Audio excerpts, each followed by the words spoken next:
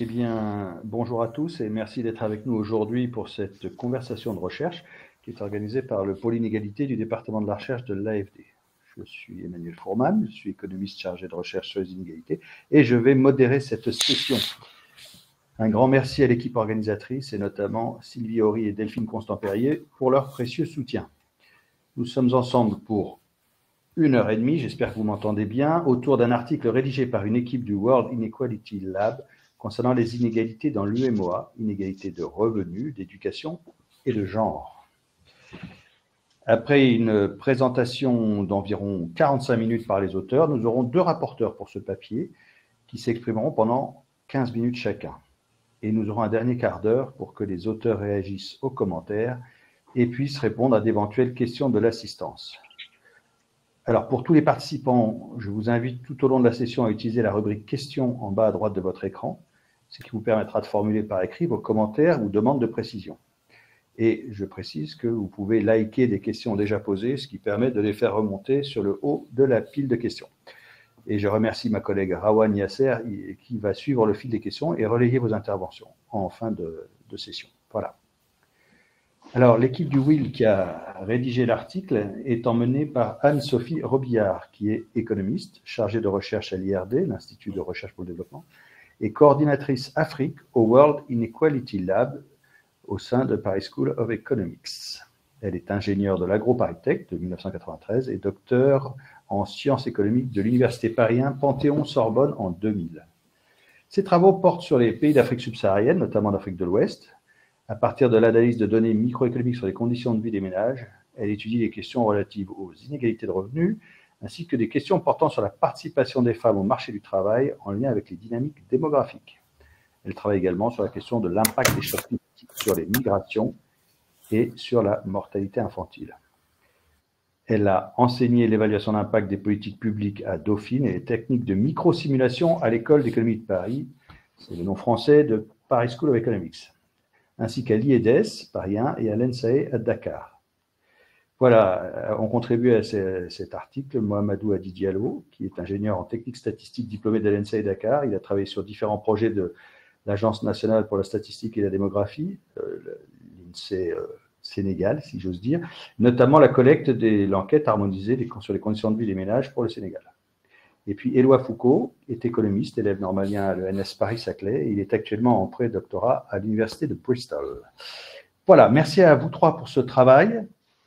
Et je vous donne la parole pour 40-45 minutes au maximum pour présenter votre démarche et les principaux résultats. The floor is yours. Merci Emmanuel. Bonjour à toutes et tous. D'abord, je vais commencer par des remerciements. Je voulais remercier Emmanuel Fourman et Anda David qui m'ont confié ce travail. Et puis mes deux co-auteurs, collaborateurs, Mohamedou Hadi Diallo et Éloi Foucault, qui ont fait un travail aussi remarquable de traitement de données, dont je vais donc vous parler aujourd'hui. Alors, je rentre un petit peu vite dans le sujet en mentionnant des études, en essayant de resituer aussi ce que je vais vous présenter aujourd'hui dans différents travaux que j'ai réalisés, notamment dans le cadre du WIL. Et c'était pour souligner un peu les questions auxquelles on cherche à répondre et expliquer comment l'étude que je vais présenter aujourd'hui s'insère dans ce travail. Donc, comme l'a dit Emmanuel, je travaille sur les questions des inégalités, notamment au sein du World Inequality Lab. Et et je suis coordinatrice de la région Afrique au WIL. Et donc, dans le cadre de cette collaboration, de ce travail, avec plusieurs co-auteurs du WIL, nous avons rédigé un papier sur les inégalités en Afrique, à partir des données de POFCAL et de PIP, sur lesquelles je reviendrai. Et la question qu'on posait était simplement, enfin, c'est pas simple, mais disons que la question qu'on posait était la question de l'ampleur des inégalités dans les pays africains et la variabilité ou la diversité de ces inégalités à travers le continent. Donc ça, c'est un papier qui date de 2023, qui a été publié dans World Development. Toujours dans le cadre du WIL, à l'occasion du World Inequality Report de 2022, et avec une de mes collègues du WIL, Teresa Nif, nous nous sommes intéressés à la question des inégalités de genre, donc là, pas seulement sur l'Afrique, mais sur l'ensemble des pays du monde, en se posant la question de la part, de la mesure, donc de l'estimation de la part des femmes dans les revenus du travail à travers les pays et donc dans le monde. Et je vais commencer en fait cette présentation par deux petites synthèses de ces premiers travaux qui sont assez récents, hein, l'un sur les inégalités de revenus en Afrique et l'autre sur la part des femmes dans les revenus du travail. Donc ce qui est particulier ici et ce qui a motivé cette étude, c'est la disponibilité de données de l'EHCVM, qui est donc l'enquête harmonisée sur les conditions de vie des ménages, et qui a été collectée dans 10 pays, dont les 8 pays de l'UMOA, donc Bénin, Burkina, Guinée, Mali, Niger, Togo, Sénégal et Côte d'Ivoire. Elle a aussi été collectée pour le Tchad et la Guinée-Conakry, mais on ne va pas les utiliser dans le cadre de cette étude. Et donc on essaye, à travers ces données-là, qui ont des qualités précieuses, et sur lesquelles je reviendrai, à travers ces données-là, on va essayer de répondre aux questions qui sont posées dans le cadre des deux travaux que j'ai mentionnés, l'ampleur des inégalités de revenus en Afrique, en l'occurrence l'ampleur des inégalités de revenus dans les pays de l'UMOA, la variation donc à travers ces pays. J'ajouterais aussi une question qui est d'essayer de comprendre quel rôle joue l'éducation dans ces inégalités de revenus. Et la deuxième question, qui est un peu une deuxième partie du travail, c'est la part des femmes dans les revenus du travail dans ces 8 pays toujours, et là aussi avec un questionnement sur le rôle de l'éducation dans ces inégalités. Alors pour revenir un peu sur la recherche sur les inégalités économiques en Afrique, on peut dire qu'elle est relativement récente. Avant 2000, ou disons au début des années 2000, la plupart des recherches étaient axées sur les questions de pauvreté, ce qui était tout à fait conforme aux objectifs du millénaire pour le développement et qui correspondait à l'idée au lieu commun, disons, au cliché que l'Afrique était trop pauvre pour être inégale. Depuis, un certain nombre de travaux ont été réalisés sur l'Afrique, et notamment Denis Cognot et ses co-auteurs ont montré que, en réalité, les inégalités en Afrique sont très élevées.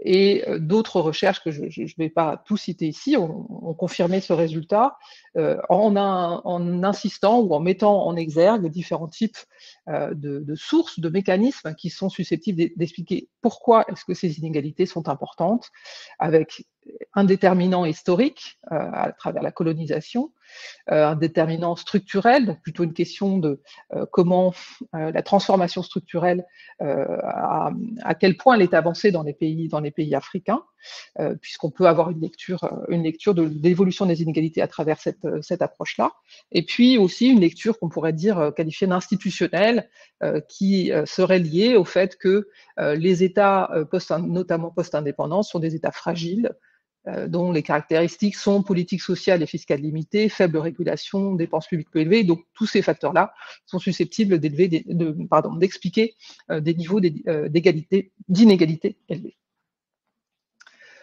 Alors, cette recherche, comme je l'ai dit, est récente, et puis elle essaie de s'appuyer sur le plus de données possible. La difficulté étant justement à la fois la disponibilité de ces données et leur qualité, notamment la qualité des données sur les revenus des ménages et des individus. Pourquoi est-ce que c'est particulièrement compliqué dans le cas africain et dans le cas d'autres pays des Suds? C'est lié à la taille, à l'ampleur, à l'importance des secteurs agricoles et informels qui rendent la mesure de ces revenus particulièrement complexe. Alors évidemment, il y a des revenus non monétaires, notamment l'autoconsommation, et c'est quelque chose qu'il faut absolument prendre en compte. Et puis après, il y a la question de à quel niveau on mesure ces revenus, les revenus du ménage ou les revenus individuels, et comment est-ce qu'ensuite on peut éventuellement les attribuer à des individus, notamment quand on se pose la question des inégalités de genre.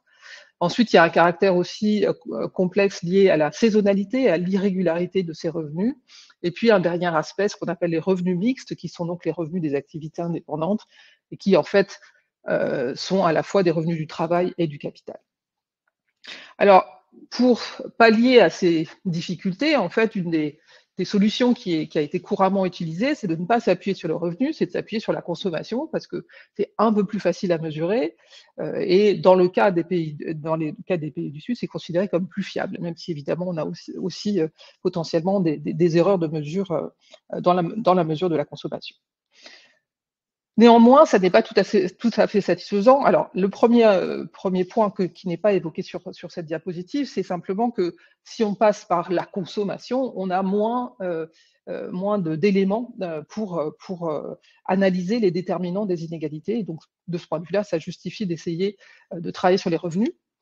Après, il y a un deuxième enjeu, mais là qui porte à la fois sur les revenus et sur la consommation, c'est la difficulté de comparer ces concepts dans le temps, sachant que la plupart du temps, les enquêtes d'un pays à un autre sont différentes, et même au sein d'un même pays, les enquêtes sont différentes. Tous les statisticiens ou tous les spécialistes de données qui assistent à cette présentation, je pense, entendent ce dont je parle, comprennent ce dont je parle, à savoir que les dispositifs d'enquête, les questionnaires et la conceptualisation des enquêtes peut être très variable, et donc la comparaison entre pays et pour un même pays dans le temps pose problème. Je reviendrai un petit peu sur ces questions-là, mais ça explique pourquoi est-ce que l'existence de l'EHCVM constituait une opportunité pour analyser ces questions.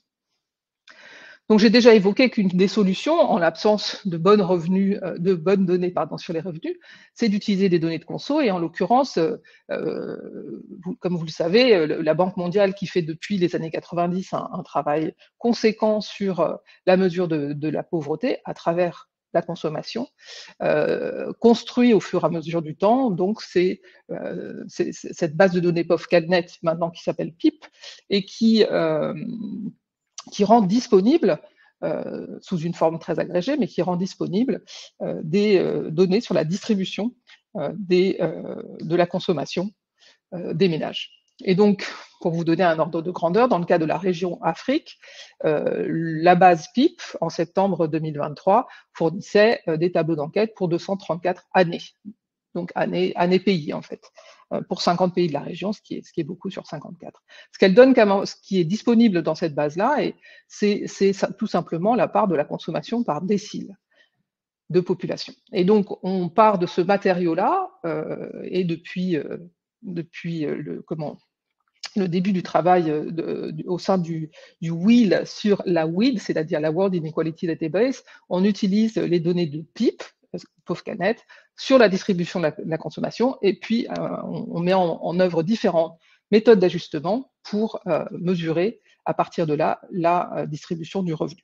Mais ça ne nous permet pas d'entrer dans le détail des revenus et dans les caractéristiques des ménages, parce que l'information qu'on utilise est une information très agrégée, c'est-à-dire simplement des parts de consommation par décile. Alors, je vous présente ici le résultat de ce travail qui est fait régulièrement, enfin qui est fait annuellement au WIL, de mesure des inégalités au niveau de l'Afrique pour mon cas, mais au niveau du monde avec évidemment d'autres collègues. Donc, je pense que vous ne voyez sans doute pas les noms des pays. Donc, nous avons 54 pays ici. Celui qui est tout à gauche, c'est la Guinée, suivi juste après par l'Algérie. Et celui qui est tout à droite, sans surprise, c'est l'Afrique du Sud. Et donc, ces 54 pays ici sont classés en ordre croissant de part des revenus des 10% les plus riches. Donc là, c'est pour l'année 2021. Et j'ai mis en orange les 8 pays de l'UMOA dont je vais reparler dans la suite de cette présentation, mais c'était pour un peu remettre dans le contexte. Donc, ce qu'on voit à travers ce graphique, d'une part, c'est l'ampleur, c'est le niveau élevé des inégalités, et puis on voit aussi une fourchette très large, puisqu'on a 3 pays qui sont sous 40%, pardon,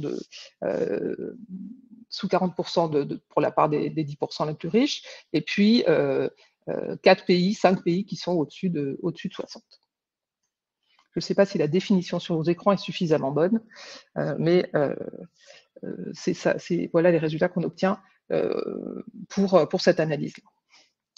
Une autre manière de regarder ces données-là, c'est de produire une carte donc toujours de la part des revenus des plus riches par pays, donc sur le continent. Et là, ce que ça permet de voir, en l'occurrence, c'est un assez clair gradient du nord au sud de inégalités plus élevées. Donc là où c'est plus sombre, c'est lorsque la part des 10% les plus riches est plus élevée. Donc les pays les plus inégaux, vous reconnaissez évidemment à nouveau l'Afrique du Sud, sont au nord du continent, ce qui suggère qu'il y a des éléments liés au type de colonisation, liés aux institutions post-indépendance. Dans le cas de l'Afrique du Sud, l'indépendance est très ancienne, mais les institutions qui ont été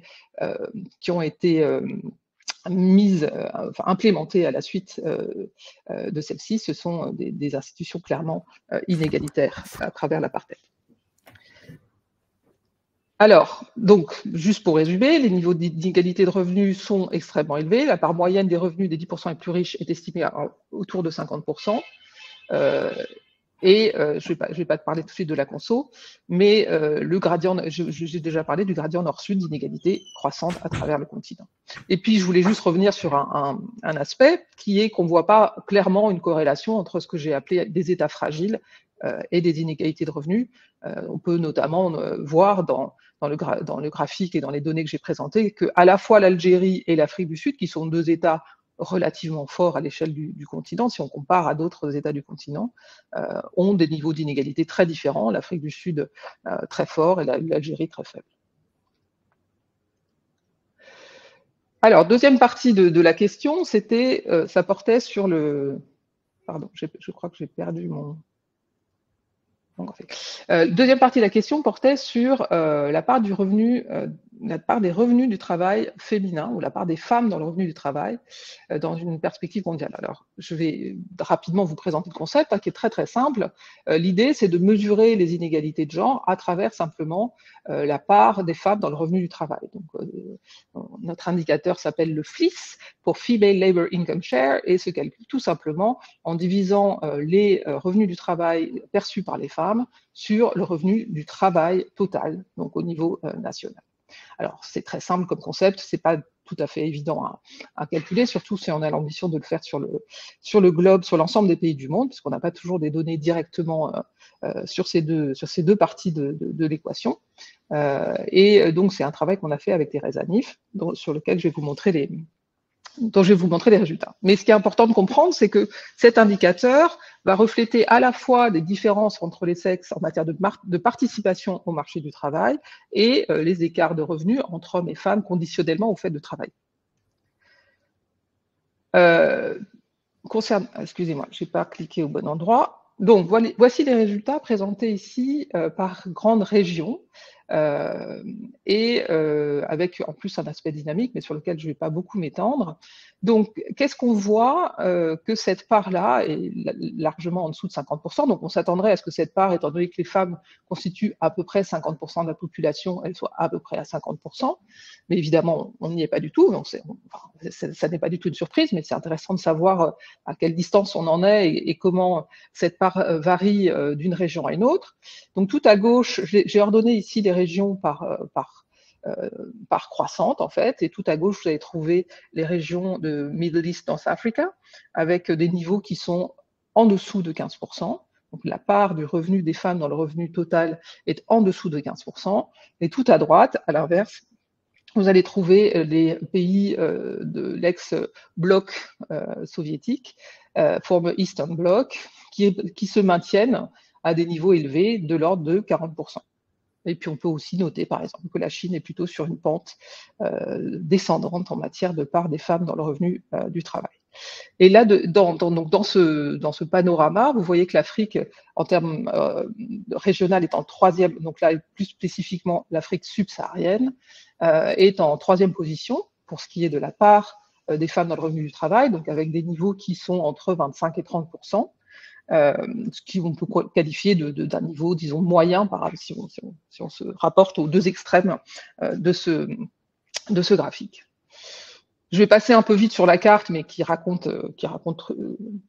montre les mêmes données, mais spatialisées, où on voit bien les pays de l'Europe de l'Ouest ainsi que les pays du bloc soviétique, et on voit que pour le cas de l'Afrique subsaharienne, les niveaux sont plutôt faibles, avec peut-être un gradient aussi là, mais sur lequel je ne vais pas m'étendre, qui fera peut-être l'objet d'autres travaux. Donc, on peut évidemment se poser la question, si on voit un niveau de part des revenus des femmes dans le revenu du travail, pardon, on peut se poser la question de savoir est-ce que c'est plutôt la participation ou est-ce que c'est plutôt les écarts salariaux conditionnellement au fait de travailler? Est-ce que les femmes qui travaillent sont moins payées que les hommes qui travaillent, ou bien est-ce qu'il y a peu de femmes qui travaillent par rapport aux hommes? En fait, c'est évidemment les deux, c'est une combinaison des deux, c'est ce que j'expliquais au départ, mais on peut décomposer finalement notre indicateur en deux parties, la partie revenus, écart de revenus conditionnellement fait de travailler, et puis écart d'emploi. Alors ici, ça a un petit peu changé, j'utilise des ratios plutôt que des parts. Donc le ratio de l'emploi, c'est donc le ratio, il est calculé simplement en faisant le lien entre le nombre de femmes qui travaillent par rapport au nombre d'hommes qui travaillent. Donc vous comprenez que si autant de femmes que d'hommes travaillaient, ce ratio serait à 100%. Et puis de la même manière, pour les femmes qui travaillent et pour les hommes qui travaillent, on peut faire un ratio de leur revenu du travail. Et si des femmes qui travaillent gagnaient autant que les hommes qui travaillent, évidemment, ce ratio serait également à 100%. Donc on voit ici qu'on en est loin. Et puis on peut aussi voir qu'il y a des écarts, qu'il y a des différences d'une région à une autre. Et ce qui caractérise l'Afrique subsaharienne par rapport à d'autres régions, c'est une participation très élevée, puisqu'on voit que le ratio de l'emploi est proche de 90%, et en revanche, des ratios de revenus assez faibles, autour de 50%. Et le résultat de ça, c'est un indicateur FLIS assez moyen. Donc ça, c'est toujours, je fais référence à du travail qui a été réalisé dans le cadre du WIL et sur lequel je voulais présenter pour donner un peu un panorama des questions et des résultats qu'on a obtenus dans l'enquête EHCVM. Donc le HCVM, c'est une première série d'enquêtes auprès des ménages qui a été lancée en 2016 pour améliorer la mesure du bien-être dans les pays de l'UMOA. Première édition collectée en 2018-2019, deuxième édition collectée en 2022-2023, mais les données ne sont pas encore disponibles. Et donc, comme je l'ai évoqué, 8 pays de l'UMOA, plus Guinée et Tchad. Et donc, cette enquête a pour vocation, elle a un certain nombre de caractéristiques, elle a été menée de manière conjointe par les instituts nationaux de statistiques de tous ces pays, avec exactement le même dispositif d'enquête, c'est-à-dire le même mode d'échantillonnage, les mêmes questionnaires, etc. Ça, c'était pour rappel, mais je ne vais pas m'étendre là-dessus. C'était les résultats qu'on avait obtenus en termes de part des 10% les plus élevés dans les pays de l'UMOA. Simplement pour ici insister sur le fait que dans le cadre de cette enquête, du travail que je présente ici, on est parti directement des données microéconomiques et non pas des données de PIB. Donc l'idée, c'était de reconstituer le revenu des ménages à travers les données de l'enquête. Ce que je voulais illustrer à travers cette présentation des questionnaires, c'est que c'est un questionnaire qui est très très long, qui est très complexe, qui est très complet aussi, mais cette complétude induit une forme de complexité sur laquelle je reviendrai un petit peu. Mais en tout cas, il y a une vingtaine de sections dans le questionnaire de l'EHCVM, dont à peu près environ 7 qui portent sur le revenu. Alors, pour donner quelques éléments de contexte, simplement un traitement assez simple de ces données-là. Alors, premier élément, j'ai classé dans tous mes diagrammes, dans tous mes histogrammes, les 8 pays de l'UMOA par ordre croissant de PIB par tête. Donc, vous voyez que le Niger, à gauche, est le pays le plus pauvre, et la Côte d'Ivoire, à droite, le pays le plus riche. Et puis, donc, entre les deux, vous avez tous les autres pays. Et ici, nous avons classé les individus, tous les individus de 15 ans et plus, selon leur statut dans l'emploi. Donc, il y a à la fois ceux qui sont employés et ceux qui ne le sont pas. Et vous voyez qu'on a considéré 5 catégories ici. La première, ce sont les salariés, en bleu. La seconde, les travailleurs indépendants, en rouge. Alors ici, il faut comprendre, travailleurs indépendants, ça peut être à la fois dans l'agricole et dans le non-agricole, que parfois on appelle l'informel. Alors, en vert, UFW, c'est Unpaid Family Members, donc c'est des aides familiaux non payées. En jaune, les étudiants. Et en gris bleu, les not in employment, education or training. C'est une catégorie que ceux qui travaillent sur les questions d'emploi connaissent bien. Donc, ce sont des personnes qui ne sont ni scolarisées, ni en formation, ni en emploi. Ici, il s'agit donc de la population des 15 ans et plus. On ne voit pas, par rapport à ce que je vous disais, sur le fait qu'il y a j'ai présenté ces données-là avec un gradient du plus pauvre au plus riche, on ne voit pas clairement un gradient, peut-être quand même une petite augmentation. Disons que la part du travail salarié est plus importante en Côte d'Ivoire qu'au Niger. C'est un peu le seul gradient qui saute clairement aux yeux. Si on bascule dans une autre manière de regarder les données, qui là s'intéresse aux secteurs dans lesquels les individus travaillent. Donc ici, il faut voir qu'on s'intéresse toujours aux individus âgés de 15 ans, mais qui sont en emploi, puisqu'il faut connaître leur secteur d'emploi. Donc on voit bien, en revanche là, un gradient, enfin deux gradients qui sont un peu, qui sont cohérents l'un avec l'autre, avec une exception au bout du graphique. On voit bien qu'au fur et à mesure de l'augmentation du PIB par tête, on a aussi une augmentation de la part de l'emploi informel non agricole, donc c'est en rouge, ce sont les barres rouges qui augmentent de manière très significative, puisqu'elles sont à peu près, le taux, la proportion est à peu près de 20% au Niger et atteint plus de 60%, presque 70% au Sénégal. Et inversement, de manière concomitante, on voit une baisse très significative, un gradient très fort négatif pour le coup de la part du travail agricole, donc qui passe de plus de 70%, disons 75% au Niger, à environ 30%, un petit peu moins de 30% au Sénégal. En revanche, la Côte d'Ivoire, dans ce contexte-là, n'obéit pas, disons, à cette règle des gradients croissants et décroissants, ce qui pourrait s'expliquer, je pense, par la place du cacao dans l'économie ivoirienne. Et puis, vous voyez tout en bas le secteur formel en vert, et j'ai mis le public. Alors, le public est évidemment dans le formel, hein, c'est pour ça que j'ai pas fait des piles, mais le public est évidemment dans le formel. Alors, il y a peut-être un gradient, un léger gradient, bien que le Bénin soit particulièrement faible étant donné sa position. On voit en fait que la Guinée-Bissau est presque au niveau de la Côte d'Ivoire et du Sénégal pour ce qui est de la proportion de personnes employées dans le formel. Mais ce qu'on voit aussi, c'est que à travers ces 8 pays, cette proportion est extrêmement faible. Dernier point de contexte, disons, qu'on peut garder aussi en tête pour la suite et pour analyser nos résultats, les niveaux d'éducation, donc la distribution de l'éducation, en l'occurrence ici, où on a indiqué dans la population âgée de 15 ans et plus, en emploi, la part de ceux qui n'ont pas atteint, enfin, ou achevé plutôt le cycle primaire, ceux qui ont achevé le cycle primaire, ceux qui ont achevé le cycle secondaire et ceux qui ont achevé ou qui ont au moins 3 années d'éducation supérieure. Donc là aussi, on voit, alors là, pour le coup, on voit peut-être plus clairement un gradient sur le tertiaire, c'est-à-dire que la part de ceux qui ont achevé le tertiaire est très faible au Niger et il croît lentement jusqu'à être un peu plus élevé en Côte d'Ivoire, bien qu'elle reste aussi très faible.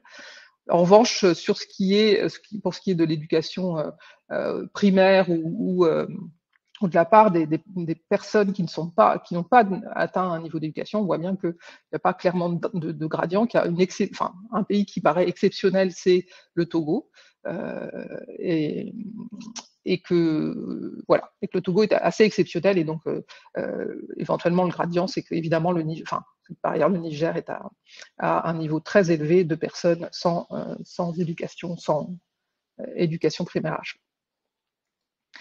Alors, pour revenir un peu sur la construction de cette variable de revenu, parce que c'est important aussi de comprendre comment ces données sont construites, et pour illustrer que a priori, on a quand même une définition du revenu qui paraît complète, avec évidemment des manques sur lesquels éventuellement je reviendrai. Donc, on va inclure dans le revenu du ménage tous les revenus salariaux des membres du ménage, qui sont donc renseignés dans la section 4 de l'enquête. On va également renseigner tous les revenus des activités indépendantes, non agricoles, c'est la section 10, agricoles, la section 16, les revenus de l'élevage, les revenus de la pêche. Et puis on a aussi un certain nombre de sections qui vont permettre de calculer, de mesurer les revenus hors emploi, certains revenus hors emploi, notamment les transferts, les pensions et les loyers imputés en section 11. Donc, pour premier résultat sur la structure des revenus par pays, ce qu'on voit ici, c'est on retrouve un peu le gradient de la part des revenus salariaux. Donc ici, comment est-ce que j'ai catégorisé mes différents éléments, mes différents types de revenus, salarial, indépendant non agricole, agricole en vert, en orange c'est l'élevage, en gris c'est la pêche, et puis ensuite j'ai les transferts et j'ai mis à la fois les loyers imputés et les autres revenus hors emploi dans le mauve. Et vous voyez un faible gradient, là aussi, des revenus salariaux. Sachant qu'ici, les revenus salariaux, c'est à la fois du formel et de l'informel, hein, c'est pas que du formel. Alors, pour essayer de voir si certains de ces revenus ont à l'intérieur des pays, si on peut voir un gradient plus fort dans la distribution de ces revenus, j'ai produit aussi, on a produit aussi une analyse qui regarde pour chaque pays par décile de revenus par tête. Donc du plus pauvre, du décile le plus pauvre, le décile 1 jusqu'au décile 10. Bon, on voit clairement des gradients partout qui ne sont pas très surprenants. On voit le gradient revenus salariaux, donc une augmentation de la part des revenus salariaux qui est plus élevée pour les déciles les plus riches, et ça c'est vrai dans tous les pays. Une augmentation des revenus non agricoles indépendants qui est un gradient plus ou moins fort. Par exemple, on peut noter que sur certains pays, il n'y a pas un gradient très fort, pour le Bénin, par exemple, mais qu'en revanche, pour le Burkina, ça apparaît plus. Et en lien avec ce gradient-là, le gradient inverse, qui est celui des revenus agricoles. Et on voit aussi, on peut noter, simplement aussi pour donner un peu de matière, enfin de substance et de crédibilité à ces données, que les revenus de l'élevage occupent une part plus importante au Burkina, au Mali, ce qui n'est pas très surprenant, que les revenus des transferts occupent une part importante au Sénégal, ce qui est aussi quelque chose que on sait par ailleurs. Et un autre exercice qu'on peut faire avec ces données-là, c'est de regarder comment change l'inégalité. Donc ici, c'est mesuré à travers le Gini. Comment change l'inégalité quand une de ces sources de revenus augmente. Alors, c'est pas très surprenant par rapport à ce que je viens de vous montrer en termes de gradient. Quand on augmente les revenus salariaux, quand on augmente les revenus indépendants non agricoles, l'inégalité augmente. C'est ce qui est au-dessus du zéro, donc c'est une contribution positive aux inégalités de revenus. Et inversement, si on augmente les revenus agricoles ou les revenus de l'élevage ou les revenus hors emploi, on a une diminution des inégalités. Néanmoins, ce qu'il faut retenir aussi, bon, ça c'est cohérent avec ce qu'on a vu, hein, ça s'explique très bien par la structure et par le gradient qu'on a observé dans les graphiques précédents, mais ce qu'il faut retenir, c'est que ce sont des effets très faibles. Parce que ce sont des pourcentages ici, donc c'est 0,1% de changement du Gini, ce qui est très peu. Il y a une exception, c'est le Bénin, qui pour l'instant n'est pas très... que je ne vais pas commenter ici. Je vais passer un petit peu vite sur la manière dont sont mesurés les revenus. Donc, bon, les revenus de l'emploi, c'est relativement simple. On pose une question sur le salaire. Si le statut de la personne est salarié, on pose une question sur le salaire avec possiblement différentes périodes de temps. Comme je l'ai dit, il ne s'agit pas simplement des emplois salariés formels, hein, ça peut être de l'emploi informel.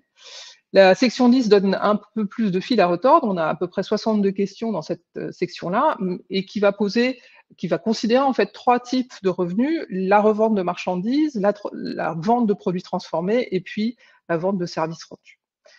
Mais je vais passer vite parce que je vois que le temps file. Et puis les activités agricoles, à nouveau, on a des informations sur les quantités produites et qu'on va valoriser au prix de vente, qui va être, lui, calculé non pas au niveau du ménage, parce que tous les ménages ne vendent pas ces biens, mais au niveau de la région. Alors, premier résultat, inégalité de revenus et de consommation. On trouve quelque chose de cohérent et de logique, c'est-à-dire les inégalités de revenus sont beaucoup plus élevées que les inégalités de consommation. Donc ça, c'était un résultat attendu. Ici, on a fait un petit exercice en fait de sensibilité de nos indicateurs en faisant du bootstrapping, c'est-à-dire en retirant nos échantillons pour calculer ce top 10. Ici, l'indicateur principal qu'on utilise, c'est le top 10, donc la part des revenus des 10% les plus riches. Vous voyez donc en rouge, le carré rouge c'est pour les revenus, le carré bleu c'est pour la consommation. vous ai expliqué comment on avait calculé le revenu. La consommation est aussi évidemment mesurée dans cette enquête et on peut donc calculer ce top 10 pour le revenu ou pour la consommation. Donc on trouve toujours que le Burkina est au-dessus et est le plus inégal et la Guinée-Bissau le moins inégal de ces 8 pays. Je voudrais néanmoins souligner 2 problèmes importants. Le premier, qui est que malgré cette richesse de questionnaires, cette complexité de questionnaires, on sous-estime clairement le revenu, puisque là vous voyez simplement pour chaque pays la distribution des revenus en rouge, et revenus par tête en l'occurrence, et de la consommation en bleu. Et donc systématiquement, pour la grande majorité des ménages, les revenus sont en dessous de la consommation. Ça veut dire qu'il nous manque quelque chose, bien qu'on prenne en compte, comme je vous l'ai dit, les transferts, les revenus, l'autoconsommation, etc. Malgré tout ça, on a quand même un problème de sous-estimation des revenus. Donc il faut garder ça en tête, sachant que pour l'instant, on n'a pas encore vraiment trouvé, on réfléchit, disons, à comment redresser ça, mais il y a plein de manières de faire et qui posent chacune des problèmes. L'autre problème, qui est beaucoup plus classique, c'est quand on fait l'agrégat de consommation et de revenus de l'HCVM et qu'on compare à des agrégats pour la même année tirés de la comptabilité nationale, on est pour tous les pays en dessous, c'est-à-dire que l'agrégat de conso de l'HCVM est en dessous de l'agrégat de conso du WDI, en l'occurrence j'ai pris le WDI. C'est normal. Pour la Côte d'Ivoire, c'est normal, voilà, c'est courant. En revanche, pour la Côte d'Ivoire, là, on a un écart tellement important que ça suscite des questionnements. J'ai passé beaucoup de temps à regarder, notamment si on sous-estimait les revenus du cacao, ça n'a pas l'air d'être le cas. Donc, il faut trouver d'autres explications à ça pour essayer de redresser de manière correcte les données, si on décide de le faire. Voilà. Donc ça, c'est encore tout un travail sur les données qui est potentiellement à faire. Donc, point à retenir, les inégalités de revenus sont nettement supérieures aux inégalités de consommation, et les revenus salariaux et non agricoles contribuent positivement aux inégalités de revenus. Troisième point, malgré l'attention donnée aux différentes sources de revenus, ils sont largement sous-estimés par rapport à la consommation. Et ensuite, le dernier problème que je viens de mentionner, c'est que les agrégats de l'enquête sont nettement inférieurs aux agrégats de comptabilité nationale, et ça, c'est particulièrement le cas pour la Côte d'Ivoire. Alors, deuxième partie de la question qui était portée sur les inégalités de genre. Donc, vous vous souvenez, j'ai évoqué cet indicateur qui est le Female Labor Income Share, la part des femmes dans le revenu du travail. Donc là, vous le trouvez, mes 8 pays sont toujours ordonnés du plus riche du plus pauvre au plus riche, du Niger à la Côte d'Ivoire. L'indicateur qui nous intéresse est en bleu. Donc, on voit comme en valeur extrême le Niger et le Bénin. Donc au Niger, d'après nos calculs, la part des femmes dans le revenu de travail est de 20%. Au Bénin, cette part est d'environ 40%. La deuxième barre, donc ça correspond à peu près à ce qu'on avait estimé, disons, sur les données dans le chapitre que j'ai évoqué avec Teresa. Ici, on a en plus ajouté une autre information qui est la part des femmes dans l'emploi total, où là, je vous souvenez, j'avais évoqué le fait que l'Afrique subsaharienne était notamment caractérisée par une forte participation des femmes, donc ça paraît en effet être le cas. Les 2 pays où cette participation est la plus faible, c'est le Niger et le Mali. Dans certains pays, les femmes constituent plus de 50% des emplois, des forces, des personnes employées, ou qui travaillent. Donc Guinée-Bissau, Togo, Bénin et Burkina Faso. Donc qu'est-ce que ça veut dire? Ça veut dire qu'en fait l'écart, la faible part de Female Labor Income Share, la faible part des femmes dans le revenu du travail, elle n'est pas liée à une faible participation, puisque celle-ci est élevée. Donc j'ai reporté ici la différence entre ces 2 parts qui en fait correspond à la contribution des revenus des écarts salariaux pour les femmes et les hommes, entre femmes et hommes qui travaillent. Alors pour approfondir, donc qu'est-ce qu'on trouve? Part d'emplois féminines élevés, donc pour nos 8 pays comme pour le continent, comme pour l'Afrique subsaharienne à l'échelle du continent, à l'échelle de la région. Donc c'est l'écart de revenus sans doute. Mais ce qu'on montre aussi, et ce que je vais vous détailler un petit peu, c'est que cet écart de revenus, en fait, il est lié principalement à des écarts d'éducation. C'est-à-dire qu'en fait, il y a des fortes inégalités d'éducation, toujours, malgré des progrès, entre hommes et femmes. Et alors, ce qui est un petit peu inquiétant, enfin, ou problématique, c'est qu'on voit aussi que là où les niveaux d'éducation en moyenne sont plus élevés, c'est là où aussi l'écart homme-femme est le plus grand. C'est le cas du Togo, je vais vous montrer ça tout de suite. Par ailleurs, dans la structure de l'emploi, on va voir que la part des femmes dans les salariés, alors que je vous ai montré la participation des femmes est élevée, dans les emplois salariés, elle est relativement faible, elle est à 30%. Et puis, par ailleurs, il y a une question sur la taille des entreprises en agricole, et notamment celle de capital, du capital mobilisé par ces entreprises. Alors, simplement, donc pour l'éducation, ça c'était juste l'illustration des différentiels d'éducation entre hommes et femmes. Donc, j'indiquais notamment que pour le Togo, qui a des niveaux d'éducation relativement élevés dans la région, les écarts sont très forts entre hommes et femmes. Que la part des femmes dans l'emploi salarié est très faible. Donc là, vous voyez à nouveau le même type de graphique avec en bleu la part dans le revenu et en rouge la part dans l'emploi. Donc là, vous voyez que les barres rouges sont sont à un niveau beaucoup plus faible que dans le premier graphique que je montrais, où c'était l'emploi total. Et par exemple, dans les activités non agricoles, en revanche, la participation est élevée. Donc là, c'est plutôt un écart de revenus pour les activités non agricoles. Alors ici, il s'agit d'activités non agricoles indépendantes. Et donc, on voit qu'il y a beaucoup de femmes qui sont employées de manière indépendante dans le secteur non agricole, donc ce qu'on appelle éventuellement l'informel, qui vendent des beignets sur le marché ou qui travaillent dans des activités commerciales. Mais en revanche, leurs revenus, lorsqu'elles travaillent, sont beaucoup plus faibles que ceux des hommes. Alors, en général, quand on regarde des écarts de revenus, on pense à une discrimination salariale. Ici, ça ne semble pas être une interprétation pertinente, puisqu'il s'agit d'activités indépendantes. Et donc, en fait, la source de cette différence, elle est plutôt à chercher dans les caractéristiques des entreprises qu'on a regardées ensuite. Bon, ici, c'est simplement la taille, mais c'est la taille en termes de membres familiaux. Il faudra que je vous présente aussi le graphique pour les salariés de l'entreprise qui ne font pas partie de la famille. Et on voit que pour ce qui est de la mobilisation du travail familial, les entreprises féminines détenues par des femmes, dont les femmes sont responsables, et celles dont les hommes sont responsables, donc les hommes c'est en bleu et les femmes c'est en rouge, n'est pas très différente, et voire celles des femmes mobilisent un peu plus de travail familial. En revanche, les écarts vraiment significatifs sont sur le capital. Donc ici, on a valorisé. En fait, dans l'enquête, on peut connaître les actifs et la valeur des actifs des entreprises non agricoles. Et on voit là, toujours en bleu pour les hommes et en rouge pour les femmes, que les écarts sont gigantesques, que les entreprises dont les hommes sont responsables ou détenues par les hommes, gérées par les hommes, ont des niveaux de capitalisation, des valeurs d'actifs bien supérieures à celles détenues par les femmes. On peut penser par exemple à un tailleur qui emploie quelques salariés et qui détient quelques machines à coudre versus une vendeuse de beignets qui ne possède que son réchaud, son réchaud de cuisson, son matériel de cuisson.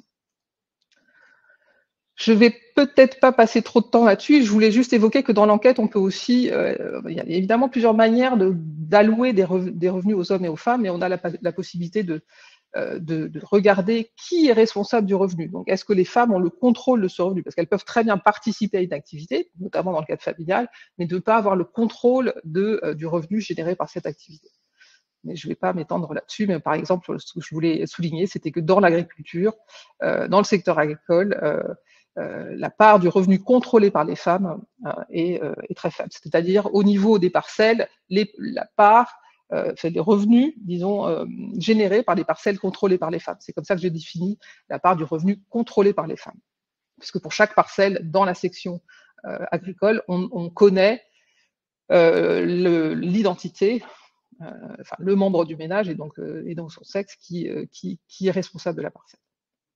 Voilà, donc point à retenir sur le HCVM, donc c'est, comme j'espère j'ai réussi à le montrer, une base de données très riche et qui en plus est harmonisée sur les 8 pays, donc c'est vraiment une qualité absolument fondamentale pour faire un travail de comparaison qui soit solide et rigoureux. On a à la fois des informations détaillées sur les individus, sur les ménages, et des informations détaillées sur de nombreuses sources de revenus. Je ne me suis pas appesantie sur le fait que ce sont des données complexes à traiter, mais ce sont des données complexes à traiter. La richesse aussi du questionnaire fait que potentiellement il y a des erreurs de mesure, et ça c'est dans toutes les enquêtes, mais plus le questionnaire est complexe, et plus il cherche en plus à mesurer des quantités comme des revenus de la production, etc., plus il y a de la marge, disons, pour de l'erreur, mais ça c'est assez classique. Donc on met en œuvre des méthodes pour essayer de réduire ces erreurs. On a néanmoins un problème de sous-estimation des revenus, et donc il faut réfléchir à enfin, qu'est-ce qu'on fait par rapport à ça? Est-ce que c'est susceptible de mettre en cause, de remettre en cause les résultats qu'on obtient? Est-ce que ça veut dire aussi que notre inégalité enfin, que nos indicateurs d'inégalité sont sous-estimés?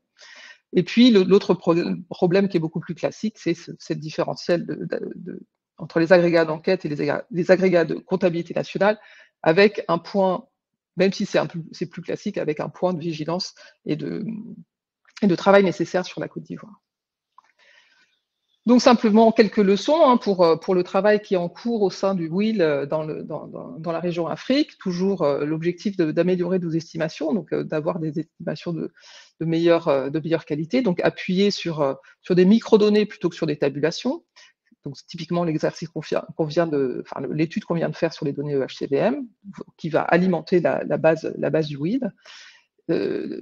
Qui s'appuie aussi donc des meilleures données, des meilleures micro-données sur les revenus des ménages, à la fois à travers de meilleures enquêtes, donc c'est le cas de l'EHCVM, qui est une bonne enquête en soi, donc, et aussi de par son caractère harmonisé, et puis aussi éventuellement l'utilisation de micro-données fiscales qui permettraient d'avoir une image beaucoup plus précise de ce qui se passe en haut de la distribution, parce qu'on sait qu'en haut de la distribution, on a sans doute un problème de mesure des revenus des plus riches, puisque certains types de revenus sont mal mesurés, et aussi parce que les ménages les plus riches ont une plus forte probabilité de ne pas être échantillonnés, de ne pas être dans l'enquête. Et puis on peut réfléchir, enfin on est en train de réfléchir à différents proxys éventuellement pour appuyer nos résultats. L'amélioration de l'analyse aussi passera par différents projets. Enfin, il y a des projets en cours, donc Denis Conneau qui mène un projet dans une perspective historique pour comprendre les différentes trajectoires et les différents niveaux d'inégalité entre pays d'Afrique. Et puis, évidemment, on peut penser aussi à enquêter sur les déterminants à court terme, qu'il s'agisse des rendements de l'éducation. C'est quelque chose qu'on aborde dans le rapport dont je n'ai pas trop parlé ici, même si j'ai parlé d'éducation.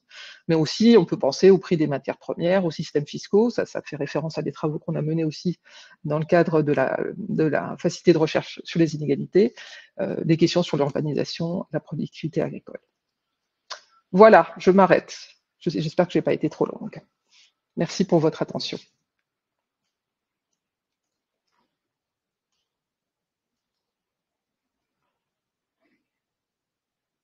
Par contre, je crois que Emmanuel n'est plus avec nous.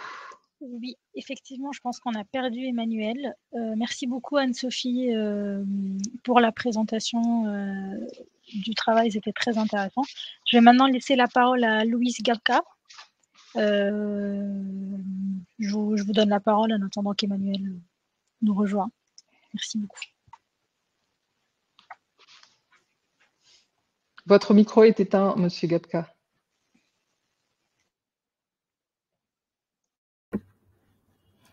Désolé, bonjour et merci à tous. Désolé encore pour ce léger retard, indépendant de ma volonté. Depuis ce matin, il y a l'INCA qui co-organise une activité avec l'AFD et le FERD au sein de notre institution, où j'interviens en tant que modérateur. Donc, ce qui fait que je suis obligé de jongler entre ces deux activités. Et donc, concernant le rapport, je vais rapidement présenter mes éléments de discussion sur le rapport.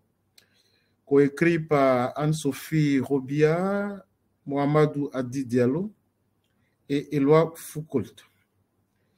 Et donc, ce rapport-là utilise donc les données microéconomiques récentes de l'enquête harmonisée sur les conditions de vie des ménages dans 8 pays de l'UEMOA afin de comprendre le phénomène d'inégalité sous 3 différentes dimensions dans la région.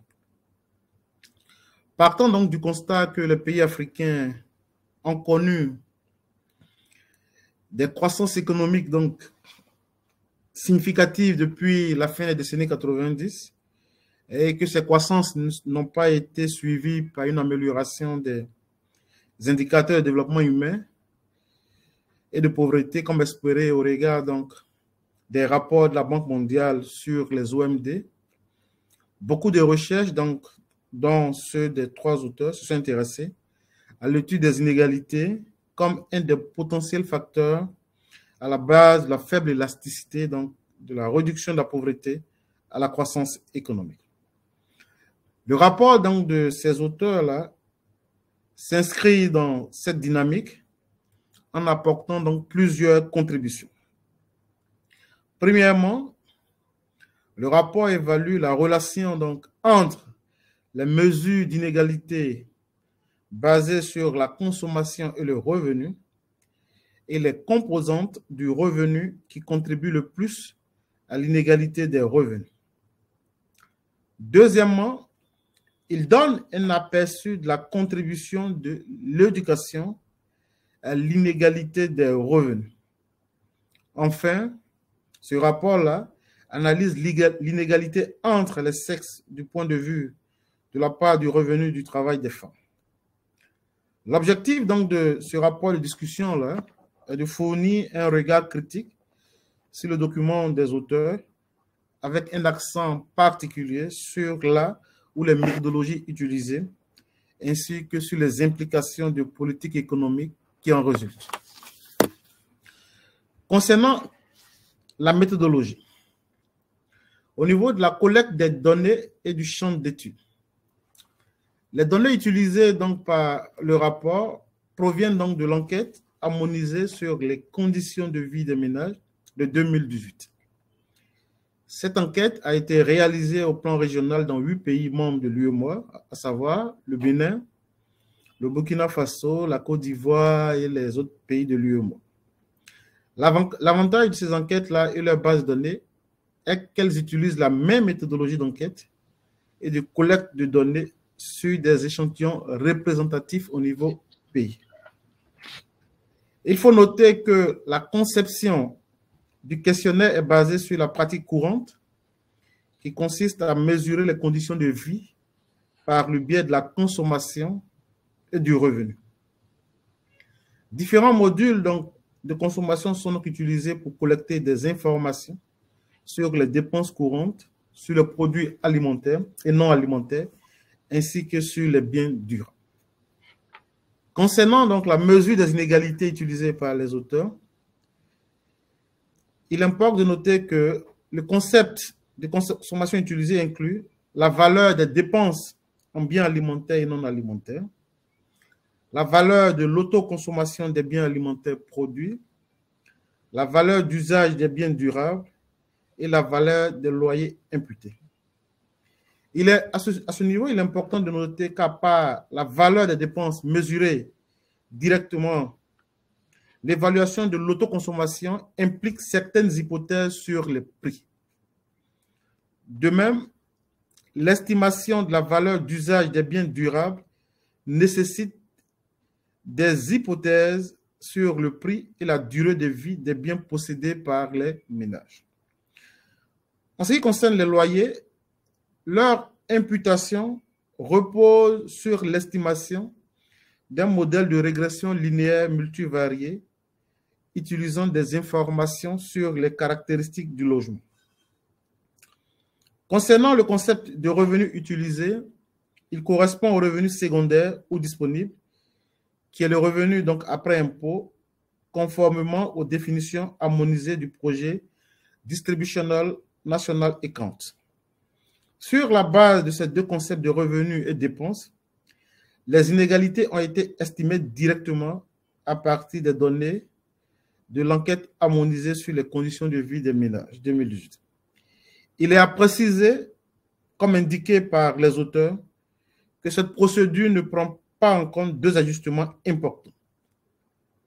Les corrections destinées à tenir compte du fait que les ménages très riches ont tendance à être sous-représentés dans les enquêtes sur les ménages et à sous-estimer leurs revenus. Deuxième point qui n'est pas pris en compte, les revenus non acquis correspondant à des bénéfices non distribués. L'absence de ces deux types d'ajustements pourrait être de nature à sous-estimer les inégalités comparativement aux estimations fournies par World Inequality Database, dont la procédure est décrite dans les travaux de Chancel et co-auteur 2023. Pour l'analyse des inégalités, deux principaux indicateurs ont été utilisés dans ce rapport.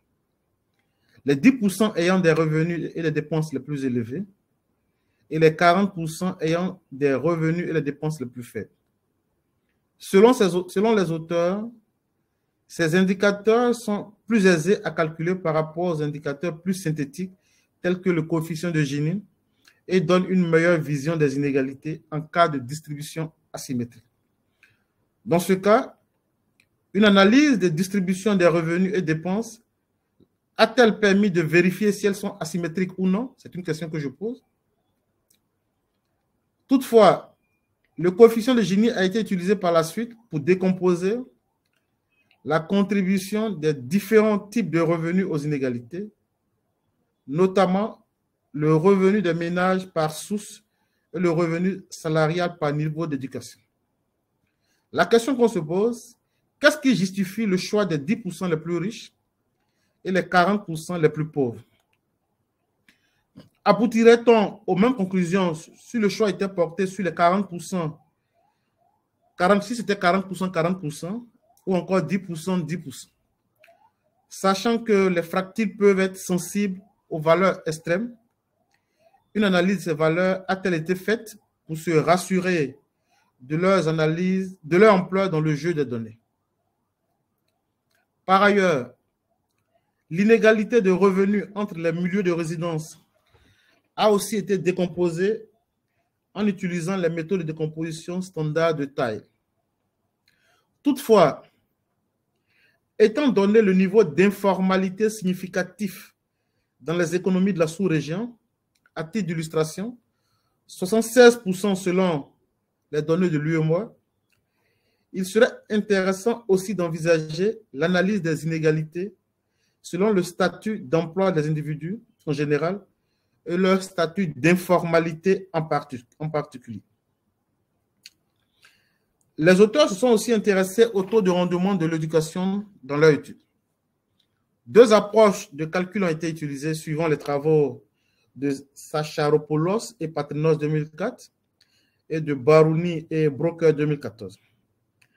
Enfin, un dernier indicateur d'intérêt dans cette étude a été la part du revenu du travail des femmes qui est définie comme la portion que représentent les revenus des travaux perçus par les femmes par rapport au revenu du travail total à l'échelle nationale. Nous pensons qu'une dimension importante de l'analyse, en plus du genre, pourrait être aussi le travail des enfants pour enrichir l'étude. En effet, une part non négligeable des enfants dans notre contexte contribue au marché du travail dans la zone étudiée. À titre d'illustration, 13% des enfants de 10 à 14 ans, selon la Commission de l'Union économique et monétaire ouest-africaine dans les années 2000-2002. Concernant les résultats, il est important de noter que les auteurs présentent un certain nombre de résultats qui méritent d'être soulignés. Ils révèlent que l'inégalité des revenus dans les pays de l'UEMOA est élevée et que la part des 10% de revenus les plus élevés étant égale à 43% en moyenne, soit près de 15 points de pourcentage au-dessus de la part des 10% de consommation les plus élevés. Deuxièmement, les revenus non agricoles provenant à la fois des salaires et de l'emploi indépendant contribuent positivement à l'inégalité totale. En plus, les rendements de l'éducation sont élevés et augmentent avec le niveau d'éducation, alors que l'éducation secondaire et tertiaire contribue à l'inégalité des revenus du travail. Enfin, la part des revenus du travail des femmes est faible parce que la part de l'emploi salarié des femmes est faible, mais surtout parce que les salaires moyens des femmes sont inférieurs aux salaires moyens des hommes. C'est les résultats auxquels aboutit ce rapport. Nos observations générales sur la base de ces éléments surmentionnés, il est important pour les auteurs d'envisager aussi la prise en compte de la décomposition des inégalités selon le statut d'informalité des individus, un phénomène qui est assez significatif dans la sous-région. Aussi, il serait important d'envisager la prise en compte du travail des enfants comme dimension additionnelle d'analyse, en plus de l'aspect genre, afin d'enrichir l'étude et capter cette inégalité aussi. Et enfin, il serait important d'envisager la possibilité d'étendre l'analyse en utilisant une approche multidimensionnelle de la pauvreté en complément à l'approche monétaire utilisée dans ce rapport. Voilà rapidement présenté de façon succincte mes principales observations sur ce beau rapport de très belle qualité rédigé par ces trois auteurs. Merci. Bien, merci beaucoup, M. Bakpa, pour votre analyse et vos commentaires. Je n'ai pas eu le temps de vous introduire parce que j'avais été coupé. Je ne sais pas si ça a été bien fait, mais je voulais préciser que vous étiez docteur en économie de l'Université Félix Houphouët-Boigny de Côte d'Ivoire et enseignant-chercheur à l'ENSEA d'Abidjan, où vous dispensez les cours de macro, d'économie de développement et de méthodologie de recherche. Désolé, je n'ai pas pu vous faire cette introduction correctement. Merci beaucoup. Je crois que vous êtes pressé de repartir. Peut-être, est-ce qu'on peut avoir exceptionnellement une petite réaction de Anne-Sophie à ces questions avant de passer la parole à la deuxième rapporteuse qui est Françoise.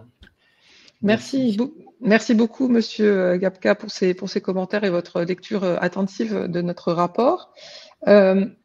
Concernant vos suggestions, je les ai toutes notées, elles me paraissent tout à fait pertinentes. Je voulais juste indiquer que sur cette question de la décomposition selon le statut d'informalité, c'est vrai qu'on ne l'aborde pas de manière comment dire, directe, mais en réalité, quasiment tous les graphiques qui concernent l'emploi contiennent en partie cette information. Mais je suis d'accord qu'il faudrait peut-être l'adresser de manière plus directe en séparant les emplois, enfin en regardant la structure des emplois selon informel et formel.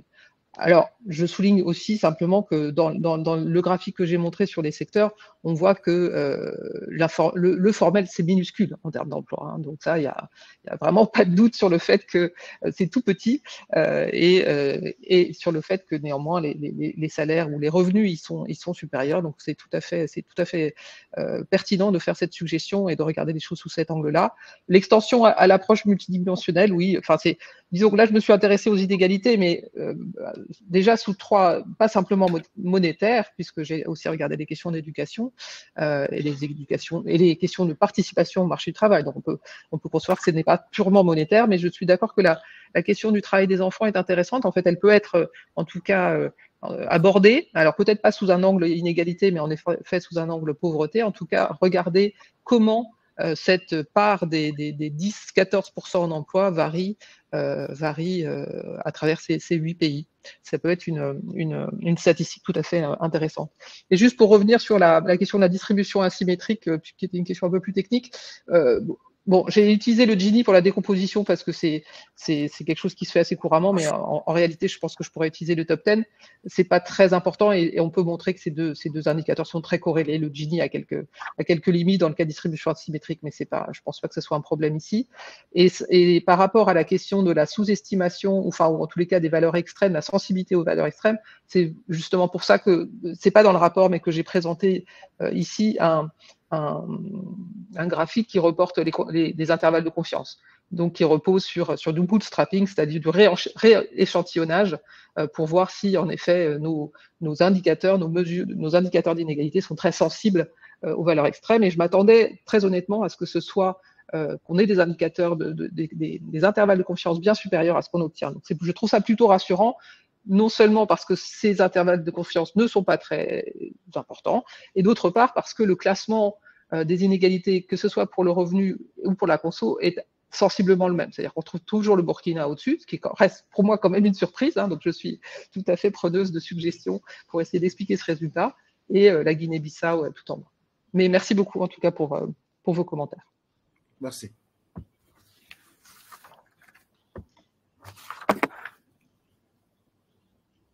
Alors, je crois qu'on a perdu à nouveau Emmanuel, donc Rawad, c'est à vous. Oui, alors effectivement, je pense qu'on l'a perdu de nouveau, donc vraiment, je suis désolée pour ça. Je laisse la parole maintenant à Françoise Rivière. Est-ce que vous pouvez aussi vous présenter avant Désolée. Non, mais les aléas de la technique. Bonjour, donc Françoise Rivière. Donc, je suis actuellement responsable de la cellule économie et stratégie au sein du département Afrique de l'AFD. J'étais auparavant au département de la recherche et dans une vie antérieure, j'avais effectué une thèse en économie du développement à Paris 1. Mais je ne... Voilà, donc merci en tout cas au département de la recherche de l'AFD de m'avoir invité à discuter ce papier. Je n'interviendrai pas tellement sur les aspects méthodologiques, hein, sur les aspects recherche, mais je dirais dans un premier temps ce qui m'a particulièrement intéressé ou ce qui a fait écho chez moi, puisque nous sommes aussi en relation, nous menons un certain nombre d'études économiques sur les pays, mais aussi au niveau des unions monétaires, et nous sommes très en lien avec l'UEMOA. Nous avons rencontré d'ailleurs une délégation récemment qui est venue demander à l'AFD de leur apporter un appui dans la mise en place d'une fonction étude au sein de l'UEMOA. Et je leur ai d'ailleurs transmis ce papier qu'ils ont trouvé très, très intéressant. Donc ce travail me paraît particulièrement intéressant, d'abord parce qu'il repose sur cette énorme enquête harmonisée, et le mot harmonisé est important, dans 8 pays de l'UEMOA, qui permet de faire ressortir à la fois les points communs entre les pays, mais aussi des différences, et des différences qui sont parfois non négligeables. Donc une base de données très riche, hein, comme l'a montré la présentation des sections du questionnaire par Anne-Sophie, avec des échantillons importants, hein, allant évidemment en fonction de la taille des pays, mais de 5300 ménages en Guinée-Bissau à 13 000 en Côte d'Ivoire, avec des données à la fois sur les ménages et les individus. Et ça a permis de mettre aussi en évidence des phénomènes de redistribution des revenus au sein des ménages, que j'ai trouvé particulièrement intéressant. Et au-delà des études économétriques et statistiques poussées, je trouve que déjà les stats descriptives sont intéressantes et permettent d'apporter un éclairage sur le diagnostic des pays.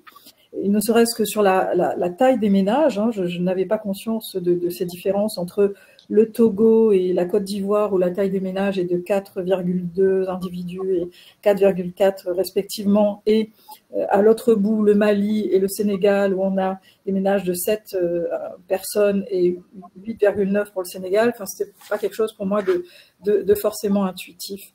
Voilà, donc richesse aussi dans la prise en compte, mais cela a été dit, hein, des différentes sources de revenus, des différents statuts dans l'emploi, une comparaison aussi entre zones urbaines et zones rurales, donc un matériau vraiment précieux.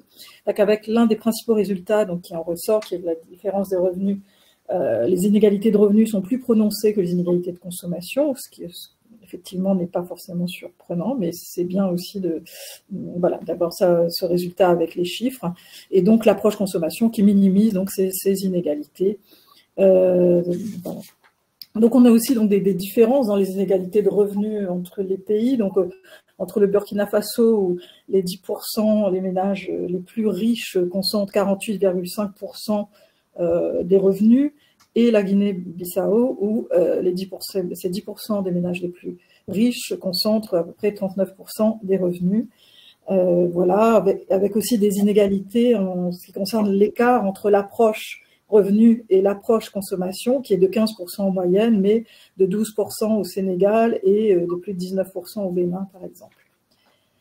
Alors, intéressante aussi, et c'est la grande valeur ajoutée aussi de votre travail, c'est l'approche sur le rendement de l'éducation en lien avec ces inégalités, et notamment le focus sur le genre, bien évidemment. Et les statistiques, là, même descriptives à plat, hein, permettent de rappeler un certain nombre de faits. Le fait que malgré les progrès observés en matière d'éducation, et on peut les nier quand on regarde les taux de scolarisation, dans les progrès en termes de taux de scolarisation dans la décennie 2000 ou 2010, encore 71% des individus n'ont achevé aucun cycle d'éducation, 14% seulement ont achevé le premier cycle, le cycle primaire, 11% le secondaire et 3% le supérieur. On fait le même constat lorsqu'on regarde les statistiques sur le nombre d'années d'études, 2 en moyenne pour le Niger et à l'autre bout, le Togo, on va dire 6. Donc, un des résultats qui est connu dans d'autres travaux, c'est que le rendement augmente avec l'augmentation du niveau en éducation. Et un résultat, une interrogation qui est intéressante, c'est le fait que le lien entre le niveau d'éducation et les inégalités de revenus n'est pas forcément évident. Vous citez le cas de la Guinée-Bissau, qui est le pays le moins inégal en termes de revenus, et qui a une population plus éduquée que le pays le plus inégal, le Burkina Faso, mais aussi, à l'inverse, le Togo, qui a un niveau d'éducation, un niveau moyen d'éducation de la population qui est bien supérieur à celui de la Guinée-Bissau, qui est beaucoup plus inégal. Alors, les revenus des femmes, donc la part du revenu des femmes bien inférieure, ça aussi vous avez à le mesurer, là aussi avec des différences entre le Niger d'un côté et le Bénin, où la part du revenu du travail féminin est plus élevée, et cet écart surtout qui augmente avec le niveau d'éducation, donc des différences entre le rendement d'éducation des hommes et des femmes, donc qui augmente avec le niveau d'éducation, qu'on l'on impute à la structure de l'emploi, donc des emplois beaucoup moins dans le secteur formel qui est plus rémunérateur, avec des femmes qui ont un niveau d'éducation plus faible que celui des hommes, et ça c'est une constante dans l'ensemble des pays, et des salaires qui sont inférieurs, y compris dans le secteur informel, et une propension des femmes à être dans l'auto-emploi beaucoup plus que les hommes, et évidemment des normes sociales qui pèsent sur ces choix ou ces non-choix, étant donné que ces normes sociales sont aussi intériorisées largement. Alors, donc, un défi est d'augmenter les bénéfices de l'éducation des femmes dans leur accès à l'emploi, ou dans l'emploi en tout cas, pour que ça se traduise en termes de revenus. Donc la question est quelles mesures de politique publique mettre en œuvre afin de réduire ces inégalités. Et ce d'autant que un rapport relativement récent d'Oxfam et de DFI qui s'appelle « La crise des inégalités en Afrique de l'Ouest » mettait en évidence le fait que les gouvernements d'Afrique de l'Ouest, dont font partie, ils ont étudié 14 pays, mais dont les 8 pays de l'Union que nous évoquons, les pays d'Afrique de l'Ouest sont les moins engagés dans la réduction des inégalités en Afrique. Donc ils ont calculé un indice d'engagement pour la réduction des inégalités qui mesure les politiques mises en place par les gouvernements dans 3 domaines, les services publics, notamment éducation, santé, protection sociale, la fiscalité et les droits des travailleurs. Donc l'UMOA, que l'on a rencontré, souhaite s'engager dans un processus de convergence des économies au niveau régional. Ce n'est pas gagné, parce que ce sont des économies assez différentes. Le contexte actuel ne favorise pas forcément la convergence de ces économies. On a aussi des contextes géopolitiques différents. Mais il place la diminution des inégalités au cœur des futurs programmes de convergence, avec notamment des programmes en faveur de la coordination des politiques fiscales, que ce soit l'impôt sur le revenu ou les impôts indirects comme la TVA, le développement de normes régionales sur les dépenses sociales, en matière d'éducation, santé, prestations sociales, avec une concentration sur le secteur agricole, et l'établissement de normes également sur la politique du travail, les droits syndicaux et les droits des femmes, avec notamment une attention sur le salaire minimum et la formalisation des emplois. Concernant la fiscalité, on sait que l'assiette fiscale est relativement, le taux d'imposition, la part des recettes fiscales dans le PIB est particulièrement faible en Afrique subsaharienne, et cela concerne aussi les 8 pays étudiés ici. Faible taux d'imposition associé à une faiblesse de l'assiette fiscale qui limite donc les effets de fait redistributifs de la politique sociale, avec une prépondérance de l'impôt indirect sur l'impôt direct et une imposition qui est plutôt dégressive, donc qui pèse plus sur les pauvres, en tout cas autant que sur les riches. Donc voilà. Donc la France a un engagement fort depuis quelques années en faveur de ce qu'on appelle la mobilisation des ressources intérieures, Donc, on a une stratégie interministérielle qui a été rédigée en 2020, qui s'est traduite ensuite par un plan d'investissement stratégique donc sur la mobilisation des ressources intérieures, qui vise à financer des initiatives de bailleurs bilatéraux comme l'AFD ou multilatéraux pour augmenter la mobilisation des ressources intérieures en Afrique. Juste pour terminer sur l'AFD, donc j'ai quitté là depuis un moment ma casquette d'économiste, mais on a deux catégories d'appui en fait à l'AFD pour favoriser la mobilisation des ressources intérieures et élargir l'assiette fiscale et donc espérer pouvoir faire en sorte que les pays puissent mener des politiques de redistribution, des mesures, des projets qui consistent à accompagner le renouvellement des politiques fiscales, donc à réformer les cadres réglementaires et légaux, à élargir la base fiscale avec une réflexion sur la fiscalisation des ressources naturelles, notamment des mines, mais aussi des taxes foncières, du e-commerce, et ce qu'on appelle le civisme fiscal, c'est-à-dire sensibiliser les acteurs, que ce soit les parlementaires, les cours des comptes ou la société civile, donc à la nécessité de mobiliser davantage les ressources intérieures. Et le deuxième type de projet donc, vise à renforcer la performance même de l'administration fiscale avec un appui au recouvrement, à la digitalisation, à la formation des ressources humaines, etc. On a des projets notamment, je ne vais pas les détailler ici, mais au Bénin, sur l'appui à la Direction générale des impôts ou en Guinée pour l'appui à la mobilisation des recettes fiscales et non fiscales. Voilà, je préfère m'arrêter là et laisser la place à d'autres questions. Eh bien, merci beaucoup François. Je suis désolé, j'ai vraiment des problèmes de réseau, je n'ai pas pu introduire correctement aussi, non plus. Alors, est-ce que Anne-Sophie, tu veux faire une petite réaction sur ces commentaires formulé par Françoise, et puis pendant ce temps-là, Rawan va pouvoir synthétiser quelques questions qui ont été posées sur le chat. Merci beaucoup. Oui, avec plaisir. Merci beaucoup Françoise pour ces commentaires et votre lecture du rapport. Et merci d'avoir rappelé la taille des échantillons. C'est en effet une information très importante quand on parle de données d'enquête. C'est de comprendre qu'on ne s'appuie pas sur quelques dizaines ou quelques centaines, mais bien sur des milliers d'observations. Et je voulais juste évoquer aussi une autre qualité de l'enquête, des enquêtes EHCVM, c'est qu'elles sont réalisées en 2 vagues. Il y a 2 vagues de collecte de données, chacune sur un échantillon représentatif et à 6 mois d'écart, ce qui permet disons de s'affranchir dans une certaine mesure des problèmes de saisonnalité au niveau agrégé en tout cas pour la mesure des revenus. Et on sait que la saisonnalité c'est une vraie problématique. Je voulais aussi juste ajouter quelque chose par rapport aux commentaires à la description que vous faisiez aussi de la région pour en comprendre la diversité, parce que j'ai indiqué que j'avais ordonné les pays selon le PIB par tête croissant, mais j'ai pas donné les valeurs de PIB par tête croissant. Donc il faut comprendre qu'on est quand même face à une diversité, en effet, et vous l'avez évoqué, de pays, c'est-à-dire qu'on a au Niger un rapport de 1 à 4 en PIB par tête avec la Côte d'Ivoire. Et 1 à 4, c'est énorme. Donc, on est vraiment face à des économies très différentes. Alors après, on passe au Burkina qui est pas du tout en termes de PIB par tête, 20% plus riche que le Niger. Mais c'est vraiment, si on regarde les 2 extrêmes, Niger et Côte d'Ivoire. Alors après, au Côte d'Ivoire, comme je vous l'ai dit, là, je vous donne un rapport de 1 à 4 avec des données de comptabilité nationale. Mais si on prend l'enquête, je pense que le rapport sera de 1 à 2,5 ou de 1 à 3, mais voilà, néanmoins, reste des différences très, très significatives. Je pense qu'en effet, le lien avec les questions fiscales est tout à fait intéressant. J'avais aussi réalisé des travaux sur ces questions-là dans le cadre de la facilité de recherche, comme je l'ai évoqué, sur 3 pays.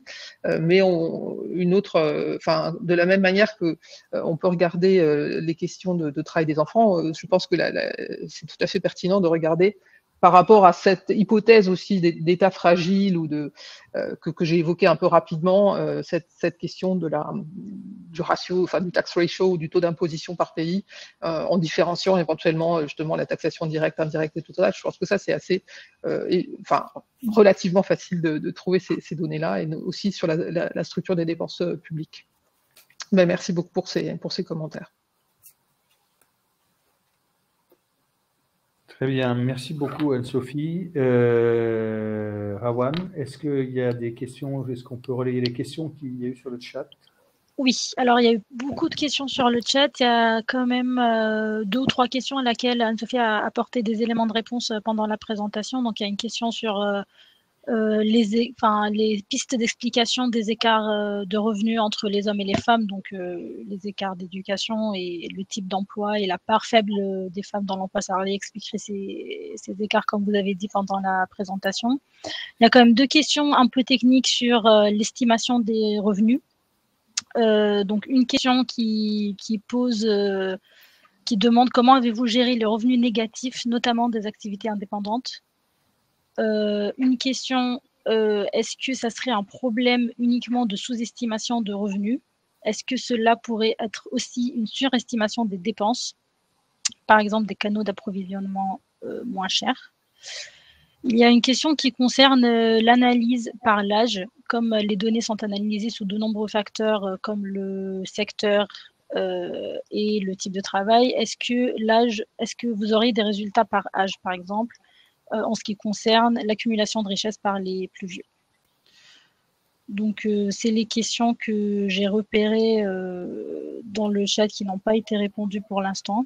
Anne-Sophie, je vous laisse répondre. Si on a le temps, on pourra peut-être regarder d'autres.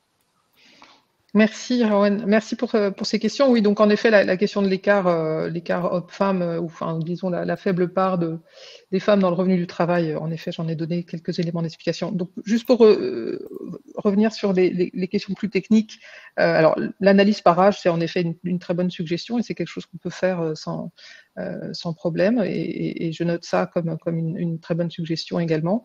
La question des revenus négatifs, elle est importante. Et donc, nous, pour l'instant, on a approché cette question en considérant que les revenus négatifs étaient, enfin, en imputant des revenus à ceux qui avaient des revenus, en imputant des revenus positifs à ceux qui avaient des revenus négatifs. Donc, en fait, simplement pour expliquer pourquoi on a fait ce choix-là, mais c'est un choix qui est évidemment discutable et qui peut faire l'objet de tests de robustesse, c'est-à-dire de voir qu'est-ce qui se passe si on fait d'autres hypothèses. Pourquoi on a fait ce choix-là? Parce que la question sur les revenus des activités agricoles, non agricoles indépendantes est posée de telle manière qu'on soupçonne que certains ménages ont répondu sur la question des dépenses pour les intrants, pour les inputs. Je vous ai montré en fait qu'il y avait 3 types de revenus, dont 2 qui sont les reventes de biens non transformés et d'autres qui sont les ventes de produits transformés, étaient suivis d'une question sur quel est le montant que vous avez dépensé pour l'achat de ces marchandises. Et en fait, la période de référence de ces 2 questions est la même, c'est les 3 derniers mois, et on peut tout à fait imaginer qu'il y ait un écart entre les ventes au cours des 3 derniers mois et les achats au cours des 3 derniers mois. On peut tout à fait considérer que les ménages ont répondu sur qu'est-ce qu'ils ont acheté au cours des 3 derniers mois, mais qu'en réalité, ça alimente de la vente sur une durée plus longue. Donc, c'est un petit peu compliqué de traiter ça. Pour l'instant, la solution qu'on a trouvée, alors ça ne concerne pas tous les ménages, hein, c'est une fraction des ménages qui n'est pas négligeable, ça doit être de l'ordre de 20%, 20% des ménages qui ont ce type de revenus et qui ont un revenu négatif. Pour cela, on impute un revenu positif en considérant en leur imputant des charges qui sont une proportion de leur revenu, simplement. Donc, on estime cette proportion sur l'ensemble des ménages pour lesquels les revenus sont positifs. Donc, on va considérer que, voilà, je n'ai pas les chiffres en tête, mais pour la revente de produits non transformés, cette part-là va être, par exemple, de 50%. La valeur des biens achetés, c'est 50% de la valeur des biens revendus. Et on va appliquer cette proportion aux ménages qui auraient un revenu négatif.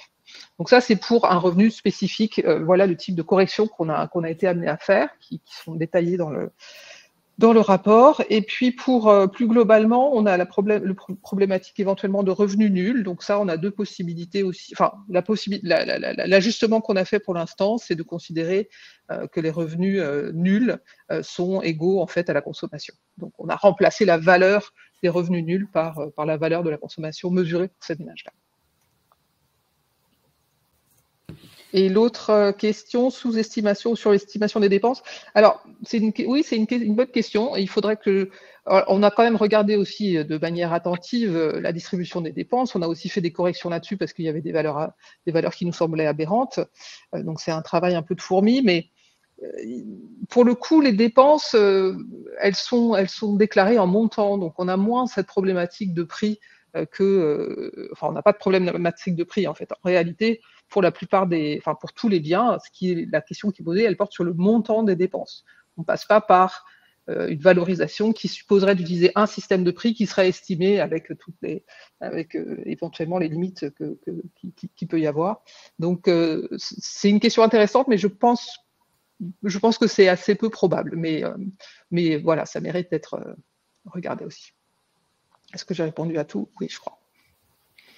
Eh bien, merci beaucoup. Alors moi, j'avais 2 énigmes que j'ai relevées en passant, des petites énigmes, mais bien ciblées et pour lesquelles la recherche a peut-être déjà produit, mais en tout cas peut s'emparer des questions.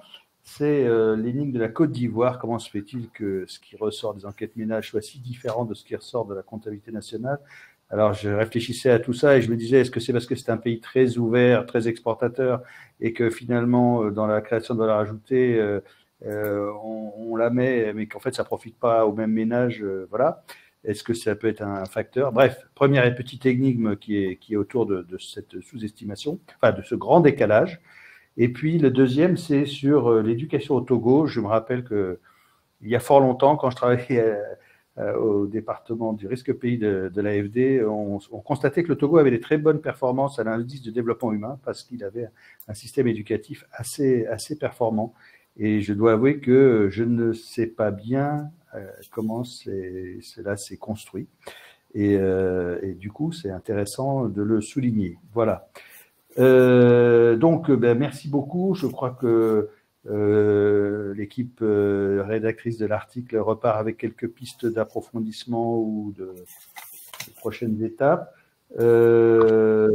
Merci beaucoup, Lewis, pour votre éclairage. Encore une fois, je suis désolé de ne pas avoir été là à l'instant de vous présenter. Merci beaucoup pour votre temps parce que je crois que vous êtes très pris par ailleurs. Donc, c'était très aimable d'avoir pris du temps pour nous. Et merci Françoise pour l'éclairage sur la taille des échantillons et la taille des ménages. Je pense que là aussi, quand on doit passer des revenus de ménage à des revenus individuels, plus il y a du monde dans le ménage, plus c'est difficile de savoir exactement ce que l'on fait. Et est-ce qu'il peut y avoir des sous-marchés, des sous-ménages dans le ménage avec des tractations qu'on ne voit pas, mais qui pourraient ne pas être très claires. Dernier point que je voulais dire, puisque j'ai encore 3 minutes, alors je voulais souligner le fait qu'on avait été une centaine tout au long de l'atelier. C'est très bien. J'espère que pour les auditeurs en ligne, ils ont été satisfaits dans leur curiosité, dans leurs attentes. Je voulais dire aussi une forme de réponse aux commentaires de Françoise, c'est que au département de la recherche, on a un pôle inégalité et on promeut des outils d'analyse d'incidence fiscale du type commitment and equity et des choses comme ça. Et que malheureusement, c'est pas parce qu'on a plus de système fiscal et social dans un pays qu'on est certain de réduire les inégalités et certain de réduire la pauvreté. On s'aperçoit quand on regarde tuyau par tuyau que certains tuyaux sont pas très redistributifs. Et justement, là, il y a une tension intéressante avec le papier du Will, c'est que plus on a d'enseignement tertiaire, plus on a des pays riches, mais en même temps, tous les dispositifs d'appui à l'enseignement tertiaire ont tendance à être inégalitaires par construction. C'est-à-dire ils profitent qu'aux gens qui ont plus un peu les moyens d'atteindre ce niveau-là. Et donc, voilà. Et juste pour préciser que donc les systèmes fiscaux, on les souhaite redistributifs. En général, ils le sont un peu, mais parfois, ils sont paupérisants, ce qui est assez contre-intuitif. Voilà. Eh bien, merci beaucoup. Lewis, encore une fois, merci pour votre temps. Rawan, merci pour le traitement des questions. Et puis, eh bien, tout ceci sera disponible sur un replay. Et puis, le papier est disponible, alors je suppose, sur le site du Will. Bientôt. Bientôt, quand il aura passé par les étapes nécessaires de validation. Merci à tous, une bonne continuation et merci encore aux organisatrices qui, dans dans l'arrière-plan ont permis tout ça. Merci beaucoup. Merci. Merci. Bonne fin de journée. Merci.